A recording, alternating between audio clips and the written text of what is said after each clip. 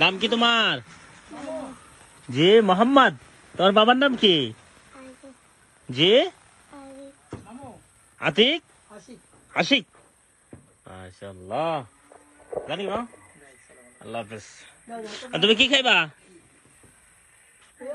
হ্যাঁ আইসক্রিম খাবা? এই তোমার কি হয়? হাফেজি কি হয় তোমার? হ্যাঁ এ কি হয় কি হয়? এ তোমার কি হয়? হ্যাঁ জি বেই। এ তোমার বেই কি হয়? হ্যাঁ এ কি হয় তোমার? সে বলো তোমার বলো। এ তোমার কি হয়? তোমার আব্বু কই থাকে? বিদেশ থাকে।